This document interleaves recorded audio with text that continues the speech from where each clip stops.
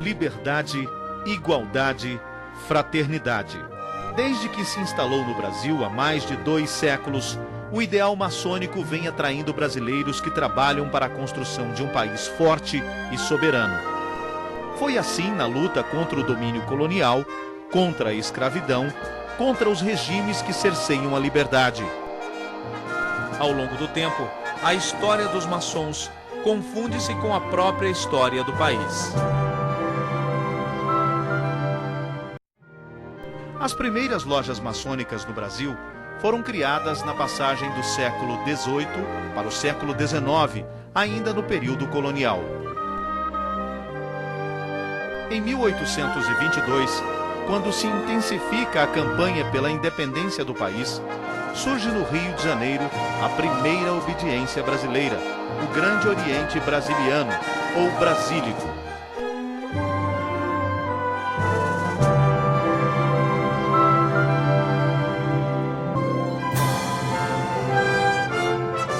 O compromisso dos maçons era claro: conquistar a emancipação política do Brasil e consolidar o sentimento de nacionalidade. À frente do movimento estavam líderes políticos, ministros do reino e o próprio príncipe regente.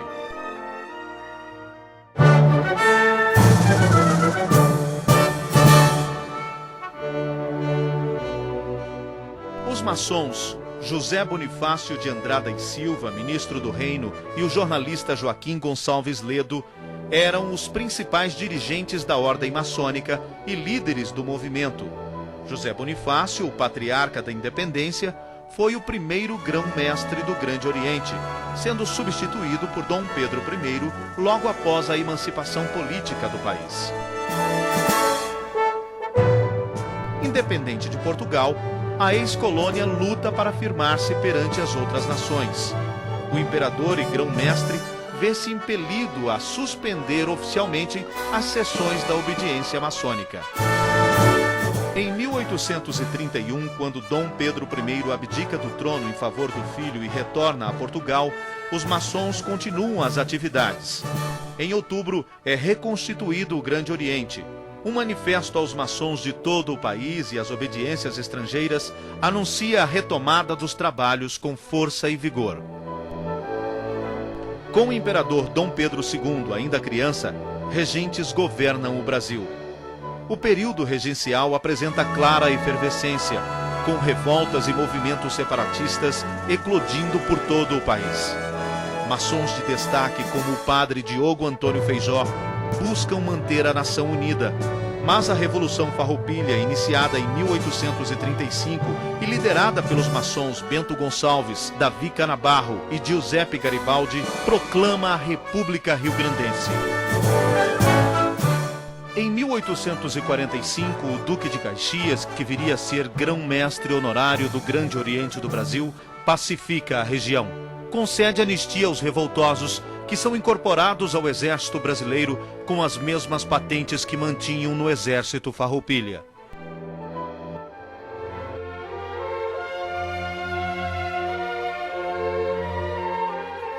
Eusébio de Queiroz, mentor da lei que extinguiu o tráfico de escravos em 1850, era maçom. Mas a escravatura sobrevivia devido às novas gerações que aqui nasciam.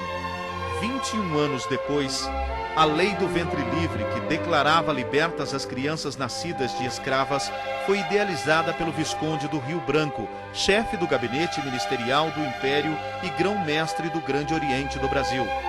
Neste período, os maçons angariavam fundos em suas lojas para comprar e alforriar os escravos. O ideal de liberdade foi atingido com a abolição da escravatura em 13 de maio de 1888, data da assinatura da Lei Áurea pela princesa Isabel, sob forte influência do maçom José do Patrocínio.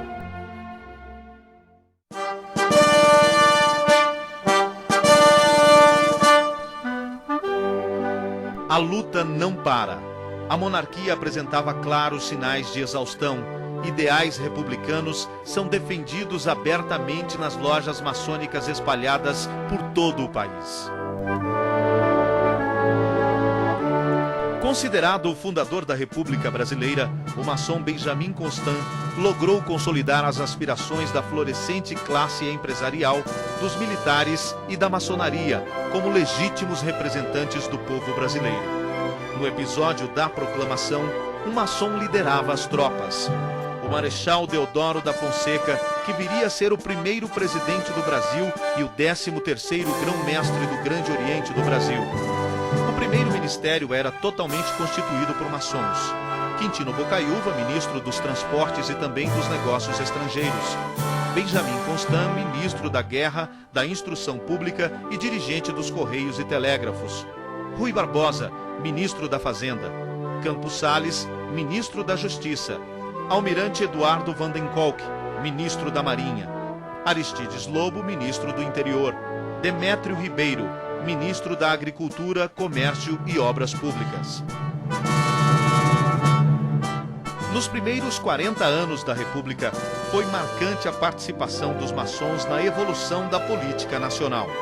Além de Deodoro da Fonseca, foram maçons os presidentes Floriano Peixoto, Prudente de Moraes, Campos Salles, Marechal Hermes da Fonseca, Nilo Peçanha, Delfim Moreira, Washington Luiz, Venceslau Braz, Café Filho, Nereu Ramos, mais recentemente, Jânio da Silva Quadros.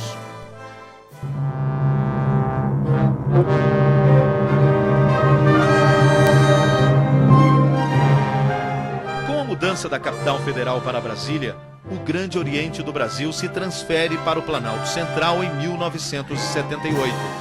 As novas instalações são arrojadas, em sintonia com o estilo arquitetônico da cidade. A sede da entidade está instalada em um edifício com 7.800 metros quadrados de área construída. Com mais de 2.000 lojas, cerca de 63 mil obreiros ativos e reconhecido por mais de 200 obediências regulares do mundo, o Grande Oriente do Brasil é hoje a maior obediência maçônica do mundo latino, mantendo viva a chama dos ideais maçônicos. O Grande Oriente do Brasil sempre esteve presente nas ações sociais. Em 1983, preocupado com a formação da juventude brasileira, foi criada a Ação Paramaçônica Juvenil. A Ação Paramaçônica Juvenil é uma instituição para rapazes e moças, filhos ou não de maçons. Esta instituição é voltada para a prática e a difusão dos valores sociais e morais importantes na formação da cidadania. As esposas dos maçons estão presentes e atuantes na Fraternidade Cruzeiro do Sul, uma instituição de cunho assistencial que tem por princípios gerais a defesa dos deveres essenciais condizentes com o amor à família, dedicação à comunidade, a livre manifestação do pensamento, a promoção do reconhecimento e da defesa dos direitos universais da mulher.